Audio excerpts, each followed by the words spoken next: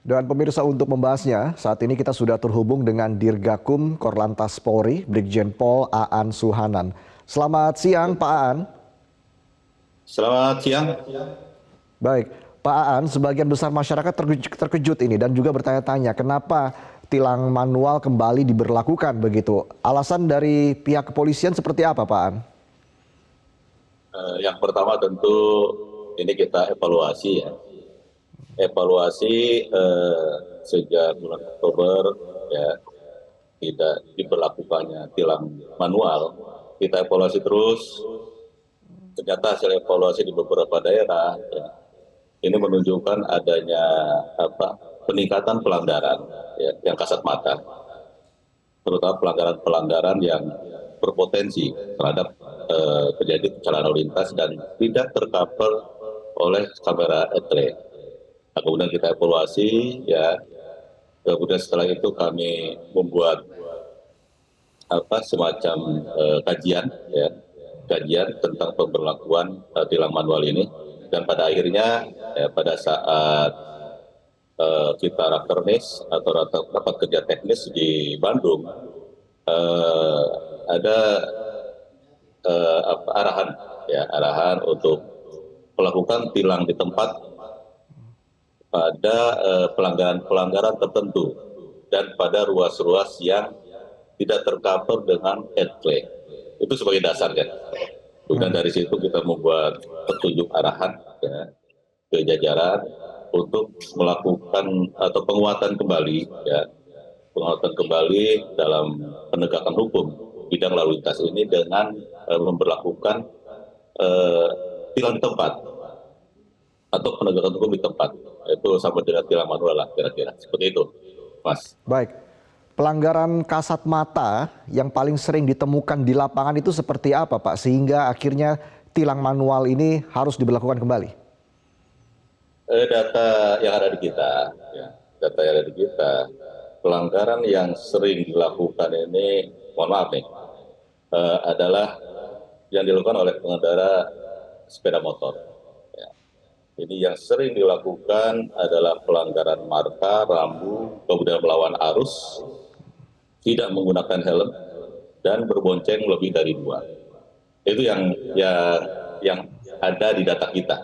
Pelanggaran yang sering kita lihat secara kasat mata, namun karena tidak diberlakukan tilang manual, etle juga tidak menjangkau ke situ, akhirnya masyarakat atau para pengguna jalan ini tidak menyadari bahwa pelanggaran yang dilakukan itu berpotensi ya, sangat berpotensi terjadi kecelakaan lalu lintas. Artinya nyawa mereka sendiri, nyawa orang lain ini tidak terlindungi. Ini makanya kita kaji, evaluasi ya, pelanggaran-pelanggaran seperti itulah ya, yang potensial terjadi kecelakaan namun tidak tersentuh oleh kamera etle kita. Lebih banyak kendaraan roda 2 artinya Pak ya? Data di kita seperti itu ya, angka-angka yang ada di kita, pelanggaran yang banyak dilakukan oleh pengemudi sepeda motor. Oke, lalu nantinya apakah etle ini akan ditiadakan sama sekali atau seperti apa Pak? Apakah etle juga masih ada dan juga tilang manual juga masih diberlakukan? Seperti apa ini Pak? Tentu di era 4.0 ini ya, kita tidak bisa menghindar ya, dengan kemajuan teknologi dan semangat Bapak Kapolri kita ingin memperbaiki kepolisian kita dengan menguatkan etle. Ini akan terus kita lakukan ya. Karena etle ini sangat efektif, Mas. Baik itu dalam mengcapture pelanggaran, ya, kemudian efektivitasnya, durasinya bisa 24 jam, jam berapapun dia akan mengcapture pelanggaran. Ini sangat efektif sekali etle ini. Namun memang belum menyeluruh, ya. Di Jakarta sendiri baru 100 kamera atau lebih yang statis. Ini tidak bisa menjangkau seluruh ruas-ruas jalan yang sering terjadi pelanggaran. Apalagi di daerah yang lain ya, ini masih sangat kurang sekali kamera etle kita ini. Kita sudah menguatkan etle dengan etle mobile ya, yang berbasis handheld. Juga ini ruas jalan di kita ini cukup panjang. Ini masih banyak ruas-ruas yang tidak tercover oleh etle kita, sehingga tilang tempat ini menguatkan ya saling menguatkan lah. Etle tetap diberlakukan dan akan kita terus kembangkan ya. Tilang di tempat juga akan kita lakukan untuk menutup ruang-ruang yang belum tersentuh oleh etle. Kira itu, Mas. Baik, sebagian besar masyarakat juga mengkhawatirkan Pak, apabila tilang manual ini diberlakukan kembali akan marak terjadi pungli begitu Pak Aan. Ini antisipasi dari pihak kepolisian lalu juga nanti pengawasannya ini seperti apa Pak? Kita tekankan dalam petunjuk arahan ya, untuk tidak main-main dengan masalah tilang tempat ini. Pak Kapolri juga berpesan kepada kita semua untuk menindak di tempat yang pertama, kemudian tidak menerima titipan denda, itu yang kedua. Kemudian pelanggar wajib mengikuti sidang. Tentu pengawasan dari kita juga berjenjang, Mas. Kita awasi mulai dari level pertama dan seterusnya, dan kita akan memberikan sanksi ya yang tegas terhadap anggota kita yang main-main, ya, yang main-main atau melakukan pungli, ya, terkait dengan tilang di tempat ini. Kita tidak main-main untuk menindak, akan memberikan sanksi tegas, ya, kepada yang bersangkutan maupun kepada atasan 2 tingkat di atasnya. Kita akan minta pertanggungjawaban terhadap anggota yang melakukan pungli ini.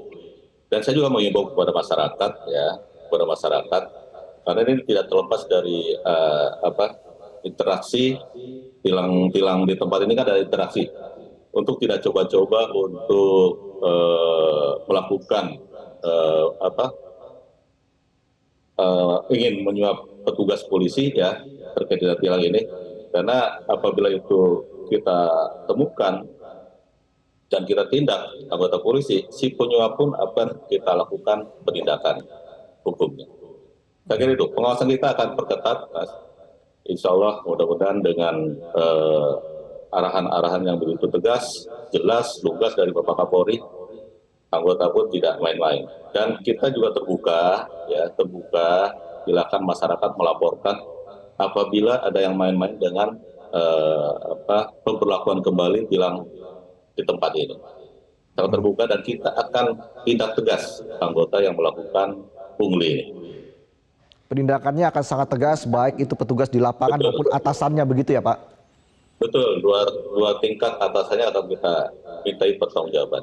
2 tingkat atasannya akan dimintai pertanggungjawaban. Yeah. Lalu ke depan Pak, sosialisasinya seperti apa Pak untuk adanya kembali tilang manual seperti ini kepada masyarakat, karena sebagian masyarakat juga masih belum familiar begitu, masih banyak yang belum tahu tilang manual ini diberlakukan kembali. Langkah-langkah dari pihak kepolisian seperti apa Pak agar masyarakat paham betul terkait dengan tilang manual ini yang akan diberlakukan kembali? Ya, sebenarnya ini kan sudah sejak dulu sudah berlaku nih tilang. Pada Oktober sampai dengan Februari ya kita maksimalkan etle. Kita terus sosialisasikan melalui media sosial yang kita punya, melalui NTMC, kemudian satuan kewilayahan juga terus melakukan edukasi kepada masyarakat. Nah, jadi penindakan tilang di tempat ini itu jalan terakhir ya.